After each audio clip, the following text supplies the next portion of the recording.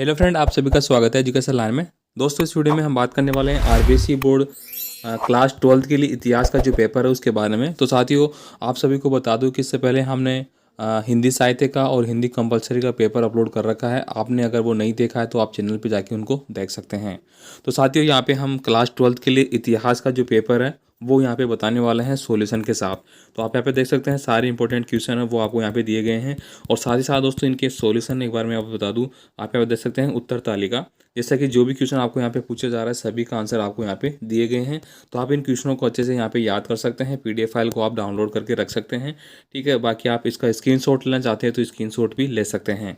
तो चलिए दोस्तों, अब हम बात कर लेते हैं आपके क्वेश्चनों के बारे में, कौन कौन से क्वेश्चन आपके एग्जाम के लिए यहाँ पे बन रहे हैं। तो साथियों, मैं आपसे रिक्वेस्ट भी करूंगा, आप चैनल पे नए हैं तो प्लीज़ चैनल को सब्सक्राइब करके बेल आइकन दबा के रखें, ताकि वीडियो का नोटिफिकेशन जब भी रिलीज हो आपको उसका पता चल जाएगा। सबसे पहले देखिए, यहाँ पे खंड ए आपको दिया गया है। खंड ए में आपको कुछ क्वेश्चन पूछे गए हैं। यहाँ पे यात्रियों का राजकुमार किसे कहते हैं? तो जैसा कि अभी अभी आपने आंसर देखा, यात्रियों का राजकुमार है वो वेनसांग को बोला जाता है। ठीक है, और ये जो आपका हर्षवर्धन है, सम्राट हर्षवर्धन थे, उस समय ये हमारे भारत में आया था। आगे देखिए, शुंग वंश का संस्थापक कौन है? ठीक है, तो सभी क्वेश्चनों का मैं आंसर अभी आपको साथ साथ बता दूंगा। जैसे एक बार क्वेश्चन रीड कर लेते हैं दो चार। तो शुंग वंश का संस्थापक कौन था?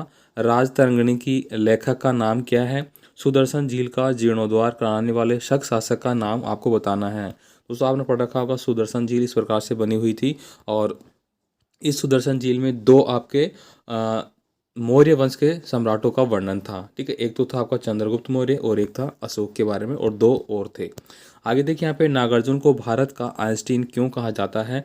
गंधार मूर्तिकला की कोई प्रमुख विशेषताएं आपको बतानी है। मेवाड़ के किस शासक का राजतिलक होली के त्योहार के दिन हुआ था? काफ़ी इंपॉर्टेंट क्वेश्चन है, 2018 में आपसे पूछा जा चुका है, आप इनको याद करें। तराइन का प्रथम युद्ध किस वर्ष लड़ा गया था? तो आप सभी जानते हैं कि 1191 और 1192, इन दोनों में पहला और दूसरा युद्ध लड़ा गया था। ठीक है, तो 8 नंबर के क्वेश्चन जो भी हो गए एक बार में इनके आंसर मैं आपको बता देता हूँ। यहाँ पे देखिए, पहला जो क्वेश्चन था साथियों यहाँ पे कि यात्रियों का राजकुमार किसे कहते हैं? तो हेनसांग को कहते हैं। और शुंग वंश का बारे में पूछा गया था, पुष्यमित्र हो गई। और राजतरंगिणी कल्याण की रचना हो गई। और जो आपका सुदर्शन झील के बारे में था, जीर्णोद्धार किन के द्वारा किया गया था? तो रुद्रतामन के द्वारा किया गया था। सापेक्षता का सिद्धांत यहाँ पे प्रस्तुत किया गया था। क्वेश्चन नंबर 6 में यूनानी श्रृंगार का अलंकार की प्रधानता भूरे या स्लेटी रंग के पत्रों का प्रयोग, घुघराले बाल, लंबी मूछ, वाचिट हट वस्त्रों से ढकी मूर्तियों में बुद्ध की आकृति व अन्य कोई दिए गए थे। और होली के दिन किस शासक का राज तिलक हुआ था? तो महाराणा प्रताप को हुआ था। जो आपका गोकुंदा है वहाँ पे। ठीक है, उन और तराइन का जो प्रथम युद्ध वो आप यहाँ पे देख सकते हैं 1191 ईस्वी में हुआ था। और संघर्ष की जो शुरुआत चंद्रसेन ने की थी, उसी राह पर आगे चलकर महाराणा प्रताप ने भी बड़ा नाम किया। ये देखिए, आपके सारे क्वेश्चनों के आंसर आपको मिल रहे हैं। तो मैं एक बार वापस से आपको यहाँ पे रीड करा देता हूँ और भी जो क्वेश्चन है। चलिए अपन बात कर लेते हैं। यहाँ पे आ जाते हैं अपन। ये हो चुका था यहाँ पे। इसके बाद देखिए, राव चंद्रसेन को प्रताप का अग्रगामी क्यों कहा गया है? राणा कुंभा द्वारा विजय स्तंभ का जो निर्माण किया गया है, इसकी स्मृति बनाया गया है, इसके बारे में आपको एक्सप्लेन करना है। सेकंड देखिए, यहाँ पे सेक्शन बी आपको यहाँ पे दिया गया है। तो साथियों, अपन आरबीएसई बोर्ड के जो भी छात्र हैं उन सभी के लिए यहाँ पे जितने भी क्वेश्चन है वो यहाँ पे स्पष्ट किए जा रहे हैं। आप यहाँ पे देखिए, जो सभा और समिति में क्या अंतर था? वर्तमान में कौन सी ऐतिहासिक और साहित्यिक स्रोत न्यायिक साक्ष्य के रूप में भी मान्य है?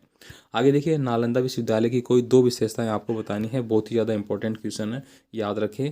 प्री बोर्ड एग्जाम हो या फिर बोर्ड एग्जाम, यूनानी सिक्कों की वे दो विशेषताएं बताई जो वर्तमान में भी सिक्कों पर दिखाई देती है। इंपॉर्टेंट क्वेश्चन है, अंडरलाइन करके रखें। आगे देखिए, यदि आप खानवा के युद्ध में राणा सांगा के स्थान पर होते तो किन त्रुटियों से बचने का प्रयास करते? इसके बाद देखिए, नीली पानी की नीति है। नीली पानी की नीति किसे कहते हैं? राष्ट्रवाद के उदय में कोई दो कारण आपको बताने हैं। यहाँ पे देखिए, संप सभा के स्थान पे संप सभा की स्थापना किसने की थी? इसका प्रमुख उद्देश्य क्या था? तो संप सभा के बारे में आपको बताना है, गोविंद गिरी के द्वारा। इतिहास लेखक में अभिकारों का क्या महत्व है?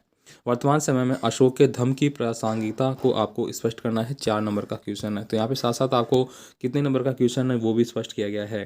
कनिष्क को दूसरा अशोक क्यों कहते हैं? तो दोस्तों, बहुत ही ज़्यादा इंपॉर्टेंट क्वेश्चन है। ठीक है, याद करें इसको, 100% आने वाला है। अलाउद्दीन खिलजी द्वारा चित्तौड़ पर आक्रमण करने के कोई 4 कारण आपको लिखने हैं।